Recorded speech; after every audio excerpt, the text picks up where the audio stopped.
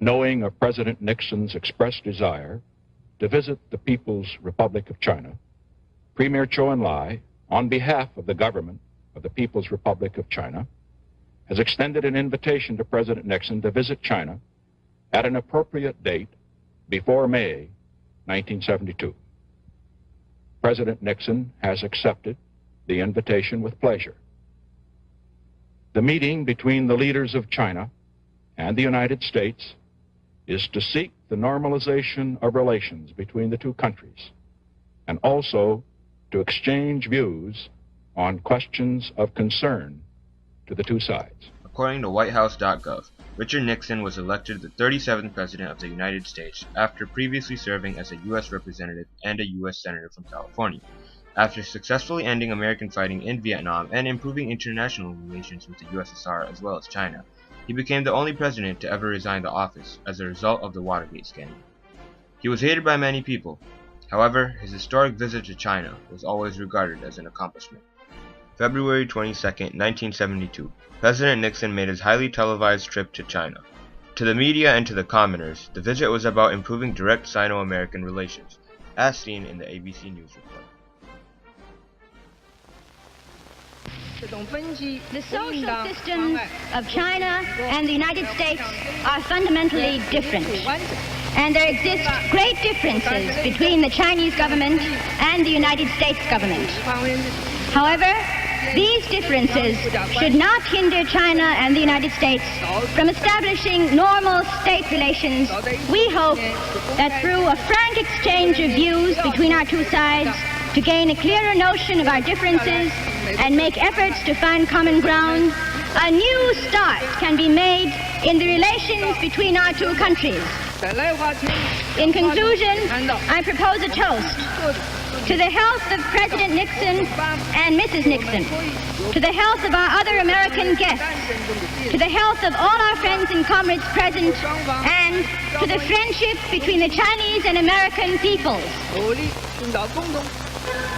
No one had expected that much candor and that much warmth and that much of a commitment from a leader whose party is not all that committed to friendship with America.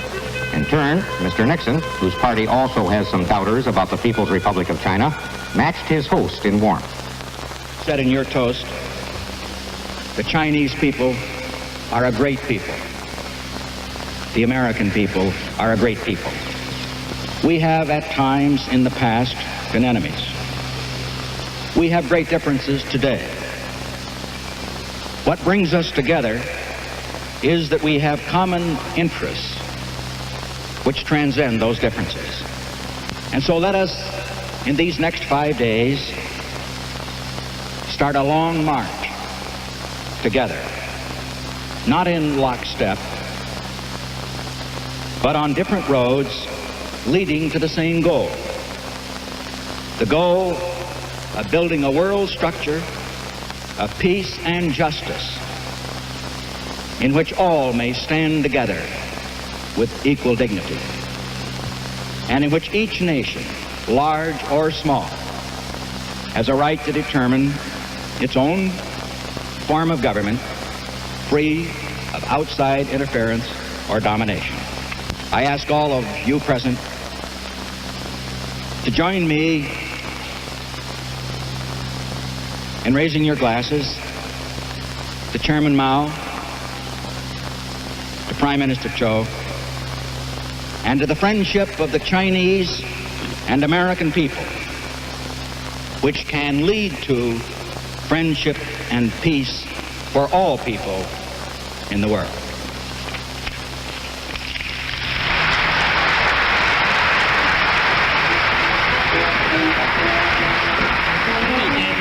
A rather spectacular dinner party.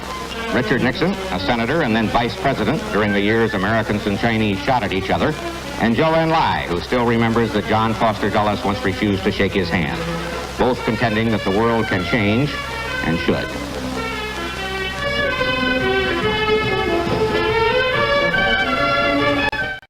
However, Nixon's visit to the second biggest communist country in the world during the Cold War was not simply about Sino-American relations. According to Lester Connor's analysis, Nixon and Zhou commented on the Soviet reaction to Nixon's visit, stating that the USSR is expressing displeasure and anger at the apparent betrayal of their communist allies. On February 23, 1972, Dr. Henry Kissinger, Nixon's national security advisor, met with high-ranking Chinese officials in the PRC. This meeting was transcribed into a document called a Memorandum of Conversation. The purpose was to record important conversation between Kissinger and Chinese leaders. It is valuable because it gives us the perspective of Henry Kissinger and is a primary source. However, this memorandum was unlikely to give us the perspective of the Soviets and may have lost information getting through the language barrier. In accordance to the Soviets' displeasure, Kissinger wanted the Chinese to have the best intelligence information available on Soviet military forces. Kissinger gave a rundown of Soviet forces deployed along the Sino-Soviet border, giving special attention to nuclear forces. The shared antagonism toward the Soviet Union was important to the Sino-American rapprochement.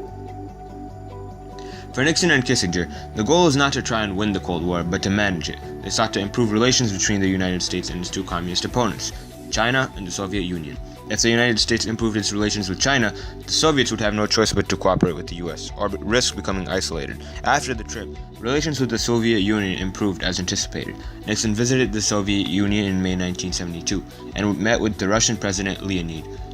The two countries signed the first Strategic Arms Limitation Treaty, SALT I, which set limitations on the production and deployment of ballistic missiles and anti-ballistic missiles.